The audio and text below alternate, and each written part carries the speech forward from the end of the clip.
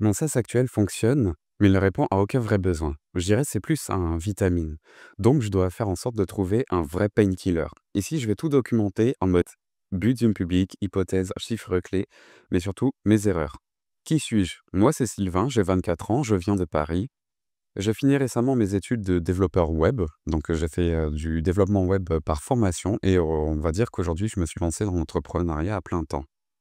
Moi, ce que j'aime faire, c'est développer des SaaS qui répondent à un vrai besoin, pas juste pour faire plaisir comme mon projet actuel.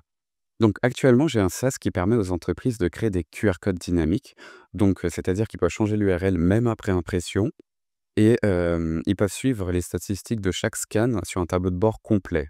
J'ai quelques clients, il est 100 fonctionnel, mais ne répond à aucune vraie douleur. Bah, on peut dire que mon SaaS, il est plutôt utile, mais il n'est pas indispensable. Du coup, pourquoi je dois pivoter? 2 choses, je pense.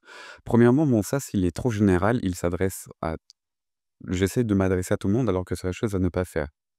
Et deuxièmement, il y a des fonctionnalités qui sont présentes, mais qui sont pas spécialement utiles pour certaines niches.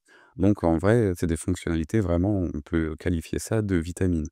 Je pivote parce que j'ai un SaaS qui marche, certes, mais pas un SaaS qui m'y vend. Il faut donc que je me cible dans une niche claire qui a des besoins pour un outil, comme ça, pour la création de QR codes. Et à partir de là, je pourrais développer des fonctionnalités utiles à cette niche. Je me dis qu'il faut mieux que je pivote maintenant avant de m'enfoncer dans quelque chose qui ne répond à rien du tout. Mon plan pour les prochains jours est créer un système de validation d'IT, du coup avec une landing page et un formulaire pour capturer les emails. Dans les prochains jours, je vais créer une structure de landing page pour des niches précises avec des promesses claires qui répondent à des vrais besoins.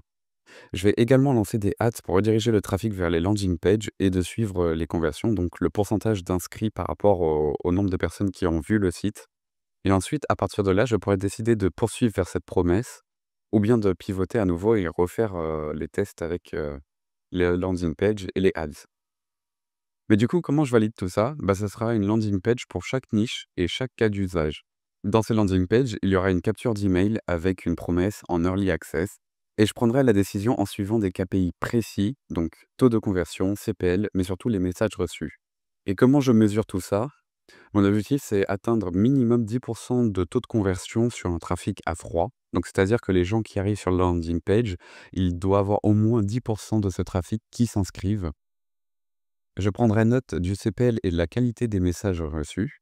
Minimum, je dois obtenir entre 5 et 10 entretiens qualifiés, le plus rapidement possible. Et à partir de cette validation, du coup, j'appliquerai la règle du go, no go. Donc, voir si je poursuis vers cette promesse ou bien je pivote et je refais toute cette phase de validation. J'ai déjà en tête quelques idées de niches à tester, comme la restauration avec, pourquoi pas, la création de menus interactifs accessibles par QR code ou bien l'événementiel avec la validation de billets par QR code. Moi, je suis 100 bootstrap. Comme je l'ai dit, j'ai quelques clients, mais c'est vraiment pas suffisant pour y vivre. Du coup, je vais devoir itérer vite, valider ou pas, si ça ne mord pas. D'ailleurs, dites-moi si vous avez des idées de niche sur lesquelles je peux me passer et dites-moi aussi si vous faites partie de certains secteurs d'activité qui ont besoin de QR code. Je pourrais vous donner un accès à en early access quand la bêta sortira.